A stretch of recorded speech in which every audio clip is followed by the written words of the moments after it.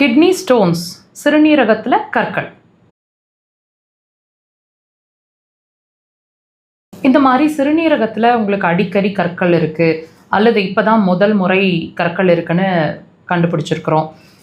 இது மாதிரி உங்களுக்கு இந்த சிரமங்களில் நீங்கள் இருந்துகிட்ருக்கீங்க அப்படின்னா இது ஏதாவது அறிகுறியாக இருக்குமா, அல்லது நம்ம கிட்னி ஸ்டோன்ஸை ரிமூவ் பண்ணால் மட்டும் போதுமா, ஏன் திரும்ப திரும்ப ஏற்கனவே நான் பல தடவை ரிமூவ் பண்ணிட்டேன், ஏன் திரும்ப திரும்ப மறுபடியும் ஃபார்ம் ஆகுதுன்னே புரிய மாட்டேங்குது, இப்படின்ற ஒரு குழப்பத்தில் இருக்கீங்க, இதுக்கான விடை தேடிட்டுருக்கீங்க அல்லது இதுக்கான நிரந்தர தீர்வு தேடிட்டுருக்கீங்கன்னா இந்த 3 நிமிஷ பதிவு உங்களுக்கு ஒரு கிளாரிட்டி கொடுக்கும். முழுசாக பாருங்கள், அதுக்கான சொல்யூஷன் என்னன்னு தெரிஞ்சுக்கலாம். இப்போ இந்த கிட்னி ஸ்டோன்ஸ் ஃபார்ம் ஆகுது இல்லைங்களா, இந்த கிட்னி ஸ்டோன்ஸ் ஃபார்ம் ஆகிறதுக்கு முதல் தடவை ஃபார்ம் ஆகிறதுக்கு முன்னாடி வரைக்கும் அந்த கிட்னிஸ் வந்து ரொம்ப நார்மலாக இயல்பாக ஒர்க் பண்ணிகிட்டு இருந்திருக்கு.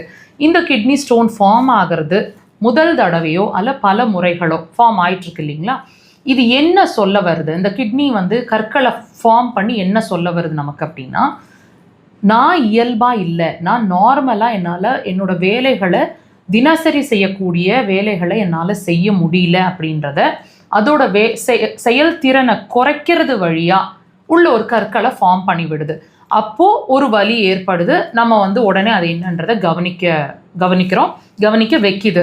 ஸோ இது ஒரு தடவை நம்ம ரிமூவ் பண்ணிட்டோம், ஏதோ ஒரு ட்ரீட்மெண்ட்டில் நம்ம ரிமூவ் பண்ணிட்டோம், வெல் அண்ட் குட். ஆனால் ஏன் திரும்ப திரும்ப வருது, திரும்ப வருமா அப்படிங்கிறதெல்லாம் உங்களுக்கு ஒரு கிளாரிட்டி கிடைக்கும். ஒரு விஷயம் புரிஞ்சுக்கோங்க, நம்ம என்ன செய்கிறோன்னா அந்த கிட்னியில் இருக்கிற ஸ்டோனை ஏதாவது ஒரு ட்ரீட்மெண்ட்டில் கரைச்சி வெளியே கொண்டு வந்துடுறோம்.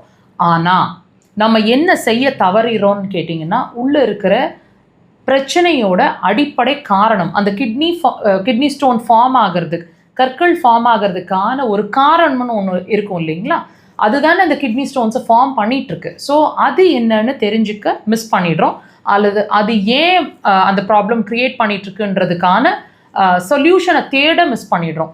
ஸோ இதுதாங்க உண்மையான சொல்யூஷனாக இருக்க முடியும். நல்லா புரிஞ்சுக்குங்க, இதுவும் ஒரு வார்னிங் சிக்னல் தான். எப்படி நம்ம ஒரு பதிவில் வந்து யூரின் நுரைச்சி போகிறது ஒரு ப்ராப்ளம், சிவியரான ப்ராப்ளம், அதை இமீடியட்டாக நம்ம அட்டென்ஷன் கொடுக்கணும்னு சொல்லியிருந்தோமோ, அதே மாதிரி இந்த கிட்னி ஸ்டோன்ஸ் ஃபார்ம் ஆகிட்டு இருக்கிறதும் ஒரு பெரிய இஷ்யூ தான். இது வந்து நீங்கள் அசால்ட்டாக இருக்கக்கூடாதுங்க. கிட்னியோட செயல்திறன் குறைஞ்சிட்டு வருது, day by day it is losing its energy level, ஃபங்க்ஷனிங்கும் குறைஞ்சிட்டு வருது அப்படிங்கிறத அது உங்களுக்கு இண்டிகேட் பண்ணிகிட்ருக்கு. ஸோ தயவு செய்து ட்ரீட்மெண்ட்டை இமீடியட்டாக ஸ்டார்ட் பண்ணுங்கள். ஃபோமி யூரினேஷன் வரும்போதே நீங்கள் ஸ்டார்ட் பண்ணிட்டீங்கன்னா கிட்னி ஸ்டோன்ஸை தவிர்த்துடலாம். ஸோ அடுத்தடுத்த செக்மெண்ட்டில் நம்ம போகாமல் தவிர்த்துட்டு நம்மளோட வைட்டல் ஆர்கன்ஸை சேவ் பண்ண முடியும். அக்குபஞ்சர் அதுக்கு ஒரு சிறந்த தீர்வாக இருக்கும். ரைட் அவே இன்றைக்கே ட்ரீட்மெண்ட்டை ஸ்டார்ட் பண்ணுங்கள்.